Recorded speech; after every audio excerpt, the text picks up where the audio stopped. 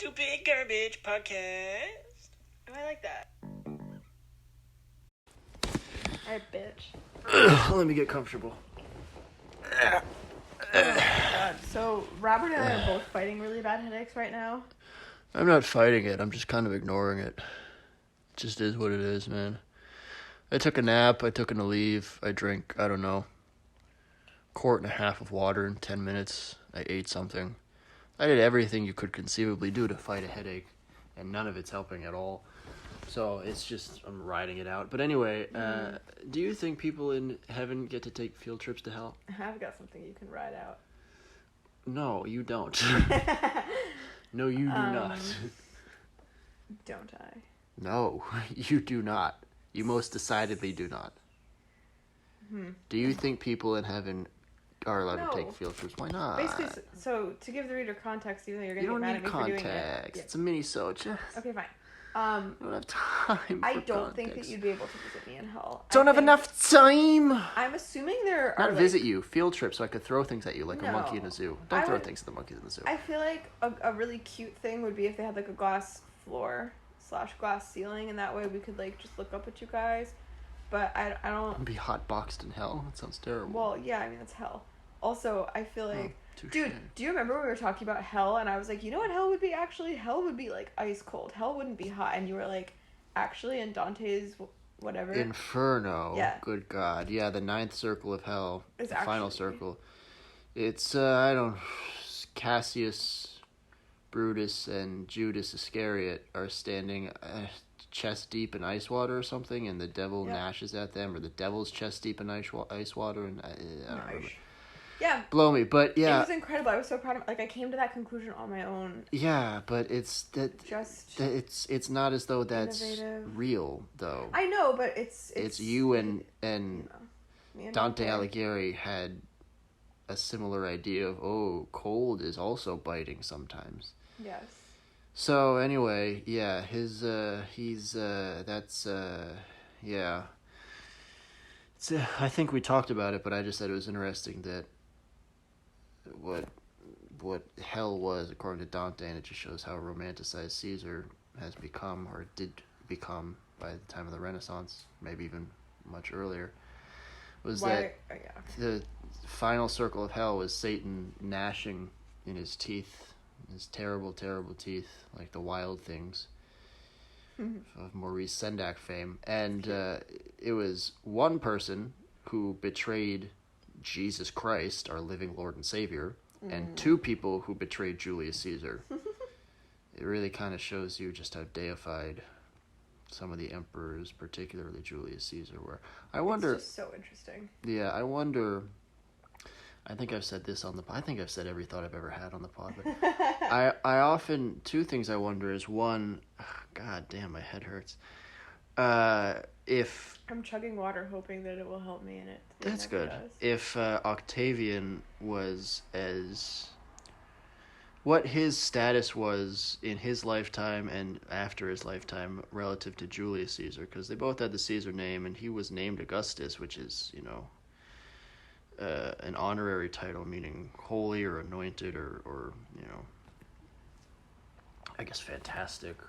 August would be the word that I would use, but he was called that, but I think he might have called himself that. But yeah, he brought about the start of the Roman Empire.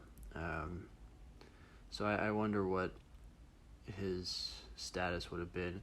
I'm sure plenty of his contemporaries, they assassinated Caesar because they thought he was a sic semper tyrannis. They thought he was destroying the Republic and the integrity of it, and it was one man and his army taking over all of Rome, and they killed him so that he wouldn't become a dictator, and in assassinating him, in so doing, they began the Roman Empire. So reminds me of a little something today. Kind of backfired. Well, I'm not going to put words to it. Shouldn't, but it shouldn't yet, because no one has assassinated the president. Well, that's what I'm saying. So we'll I'm see. Saying, but that's like what he's going to become a dictator. Like That's what John Wilkes Booth said when he killed Abraham Lincoln. Thank you. You were no help at all. I couldn't do it. Yeah, I keep getting it confused with the dude who killed Kennedy, I think. Lee Harvey Oswald. Yeah. And then he was assassinated by... Fuck me up. Yeah, I mean... John Wilkes Booth Mark was an David actor. Chapman, who was... Right? He was an actor. John Hinckley was... And John his Wilkes brother Booth was also an actor. John Wilkes Booth was not just an actor. He was one of his older brother, Edwin Booth, was the highest paid actor in the world at the time of Lincoln's assassination. You and he's remind been me... called, I think, the greatest American Hamlet ever, maybe? Something like that. Greatest American Hamlet or greatest Hamlet of the 19th century. I don't remember. But yeah, he was exceptionally famous, and John Wilkes Booth, by all accounts, was not as good or as famous, but he was still quite good. And the last production they were in before, or one of the last productions they were in before John Wilkes Booth assassinated Lincoln, was he got a lot of praise for it. People were saying that he was, stepping up to his brother's level. Not quite there, but yeah, he was up and coming, and he chose to throw that away. And yeah, he said "Sic semper tyrannis" because that's a line from Julius Caesar, the William Shakespeare play, as is "Et tu, Brute," or allegedly those were Caesar's last words to Brutus as he was stabbing him. But there's a lot of, any last words would be apocryphal, and who fucking knows if they're true. And certainly Shakespeare spoke Latin, but Caesar did not, so it would not. I mean, he spoke Latin, but his mother tongue was Greek, so anything that he would have been saying as he was being stabbed to death would have been in Greek. So it was definitely not "et tu" anything. But maybe it was "and you, Brutus," and then Shakespeare just translated it. Yeah, I mean, the accounts would be "kai su teknon," which is "you too, brother," but again, that's just a pun. Of course he didn't say anything like that. He probably said, "Ow." I wish he didn't. Ow. Ow. I'm being stabbed. Ow. It hurts. What's happening? I'm By the time cold. Brutus stabbed him, he might have been dead already. He'd been stabbed over 20 times. 27 or something, right? By 23. Okay. I mean, that's a good even point. though he had 60 some odd Unless like all of those him. stabs were like in the arm or something, you'd think that he'd be dead. Probably. Even if they were in the arm, you can bleed to death very, very quickly being stabbed in the arm or leg, or yeah. You don't have to be stabbed in the heart or through the brain to die.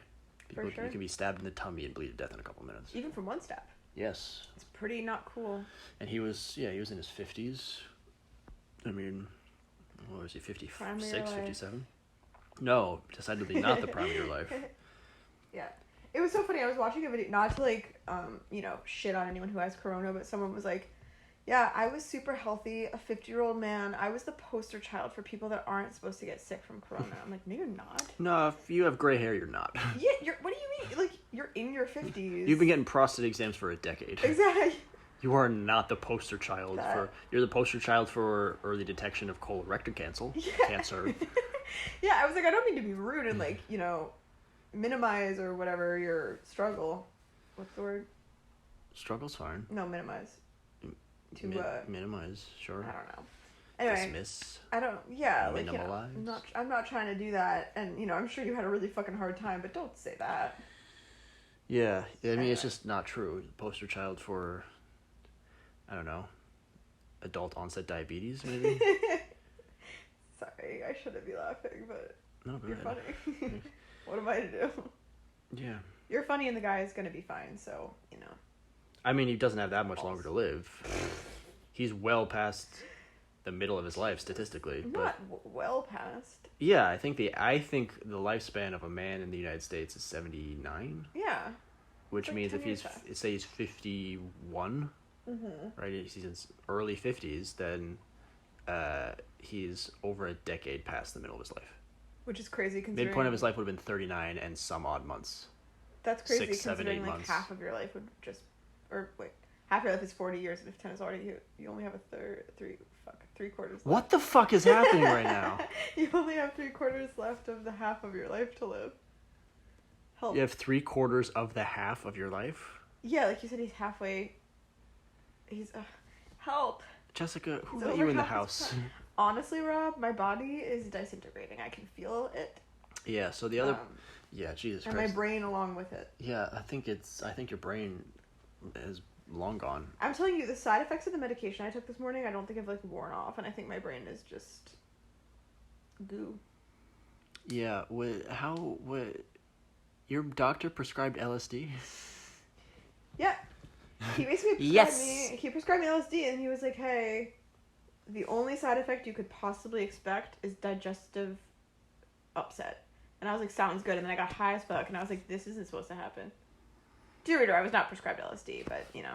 Oh, God, what to believe. The rest of those things did happen. I didn't get high, but I felt high.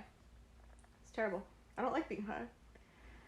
No, you don't. Hey, Rob, did you know that the living room in a house used to be called the death room in Victorian era?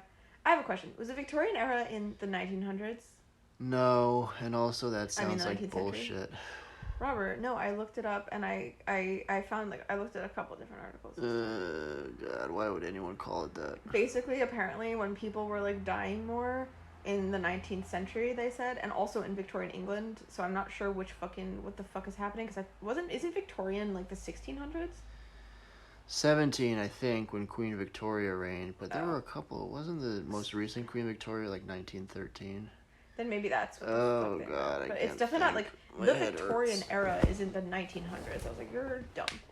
But anyway, so apparently, like, just, like, a lot of people were just fucking dying all the time, and they would have their last, like, their final goodbyes and stuff, and, like, all the preparation needed to be done before the funeral and stuff. They would, like, put them in like, the big front room of the house, and they would call it a death room, and then all of a sudden... Queen Victoria's reign, 1837 Oh, shit. to 1901. I'm so stupid. Right, I knew she was alive into the early 1900s. Can you look up the Victorian era, though? Because you just said 1700s. I did. No, the Victorian era was the 1800s. The 1700s was, I think, Gothic. I'm a fool. I'm so... Whatever. My apologies. Maybe Gothic was earlier, let's see. What was in the 1600s then? Gothic was a lot... Oh yeah, Gothic was before the Renaissance, I knew this. Gothic. From the Goths, obviously. How would they possibly... The Visigoths. Weren't the Goths kind of like Vikings? Yeah, they were equated to barbarians. Which kind of pisses me off, because they're my, I love that Goth they shit. They attacked the Romans a lot. Well, no, the Visigoths and the Goth shit you're talking about have nothing in common. Thank God. Where did the word Goth come from? That's where, we don't have time for this. Okay, later. Anyway, so yeah, apparently, the dead would be handled, and then all of a sudden, I think, like, people just stopped dying as much. Like, I think medicine must have gotten better or something. And then, or like their hygiene or some shit probably got better, and then less people died, and they were like, we can't call it this anymore, it's morbid as fuck. And then they wanted to, like, they wanted to rebrand, so they were like, this is the living room now, we live here, we thrive here. So little fun fact for you. I'll look into that. And then it was called the parlor room because the French parlor. Sure, parlor room makes sense to me. The rest we'll figure out later. That's as good a place as any to wrap up. You should go to bed. I'm gonna die. Yeah, maybe we should go and turn the AC on. Here I am in the death room. We're in the living room right now. Oh, god damn. Anyway, let's go to the bedroom and get you down. Don't tell me what to do. See you later, pod racers. Bye forever.